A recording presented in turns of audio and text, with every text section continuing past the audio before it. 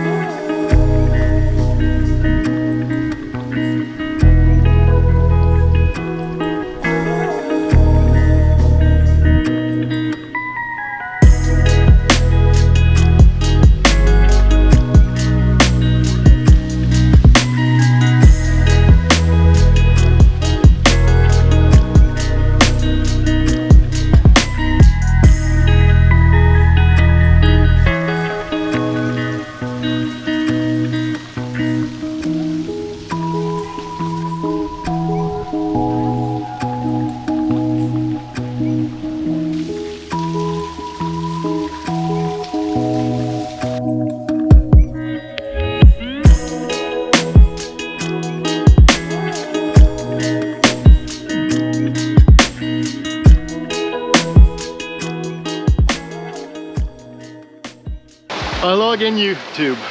So I am in North Little Rock, Arkansas. I'm at a place called the Old Mill.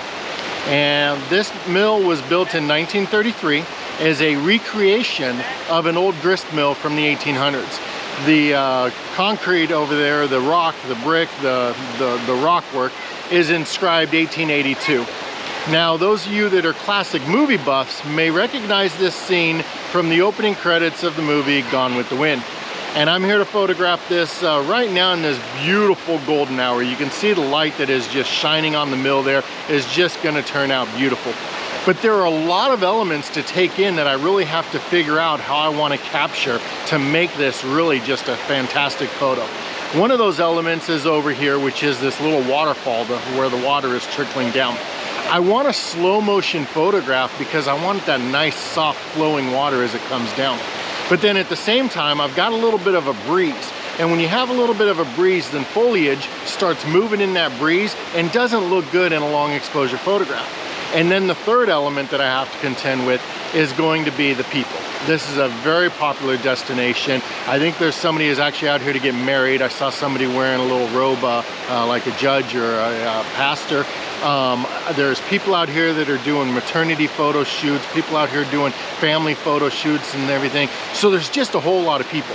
So the way that I'm going to combat that is a lot of frames fired off at different times, and that way as people move, I can layer each one of those frames together and just paint out where a person is. And as long as my camera hasn't moved and as long as my focus settings haven't changed, I can get away with having multiple photos and use that masking feature basically with another frame of the exact same picture, just without the same people in it. So a lot to do in order to get the photo the way I want it to. I've got to blend this long exposure for the waterfall. I've got to get faster speed photos in order to make sure I don't have movement in the foliage. And then I've got to get a lot of frames in order to make sure I can make people disappear. I could put a neutral density filter on there and hope that people are gonna move through the frame fast enough in order to make sure that I go without having those people in there. But again, that's gonna create that long exposure and that's gonna counteract with the foliage that is gonna be moving in the breeze. So I don't wanna go that route. Instead, it's just gonna be multiple frames sandwiched on top of each other and just paint out wherever somebody may be in order to get a nice pristine photo here of the old mill in North Little Rock, Arkansas. Let's see what we can come up with. Now to take this entire scene in, I've got my 12 to 24 millimeter lens on. I'm right now at about 17 millimeter and it's giving me the focal length that I really like. I've got some nice rule of thirds composition going on here. And I've also attached my filter holder. Now this is an adapter made by Haida and it allows you to put the filters on the front of this lens. This lens does not have filter threads on the front of it because of the bulbous front element. Since it's such a wide angle lens, it actually just has a built-in lens hood to it. And so they have this adapter that allowed me to basically slide the filter holder over that pedal from the lens hood and then kind of cinch it down a little bit. And by doing that, you don't see the filters, you don't get any vignetting or anything like that whenever you're using it. So I'm gonna take a couple photos that are gonna be exposed for this foreground right here with the long exposure in order to get that where I want it. Then I'm gonna go back and focus on the photos for the actual mill itself with a little bit darker exposure to make sure that I don't blow out any details on the side of the mill with the sun shining on it. And then also continue to fire off those photos in succession in order to make the people disappear. Right now we'll focus on what I can control right now, which is this foreground element. So let me load up a 6-stop neutral density filter. Is going to give me a long enough shutter speed to get this waterfall action, and then focus on taking those filters off and really get the rest of it. Now a big party is just now coming across from the other side, so it actually looks like it's going to clear up without a lot of people for a photo right now. So this may be a prime opportunity to get these photos done. Okay, I got my first frame done, and that's this waterfall over here right in front of me. It ended up being a 15-second exposure in order to get the water flowing the way I wanted it to. I think it's gonna look really nice. Now I'm gonna take these filters off and I'm gonna focus the exposure on the mill, the sky, and then again start working on getting multiple frames to get these people to disappear.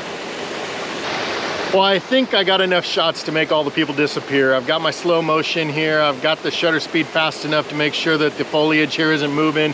And I'll be able to, again, layer all those frames together and just paint out the people. So I'm pretty much done with this composition. I'm gonna go ahead and pack my gear up a little bit and kind of walk around the grounds a little more and see if maybe I can find another composition that strikes my fancy.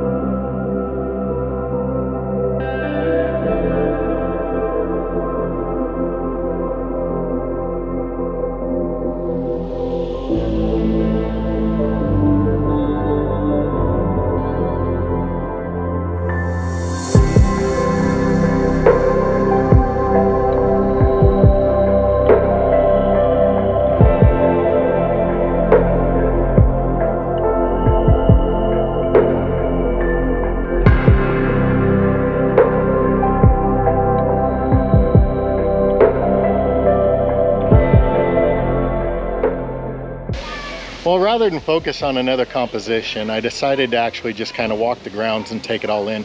That's something I don't do often enough as a landscape photographer, is quit looking through the lens and just really enjoy the beautiful scenery that I'm at. And that's what I chose to do this afternoon.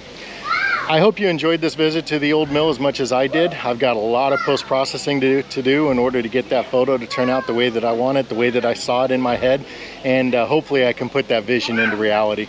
If you did like this video, please don't forget to hit the like button, subscribe if you haven't done so already, and ring that bell so you're notified next time I upload a video. As always, it's been a pleasure. Look forward to seeing you next time. Until then, happy shooting.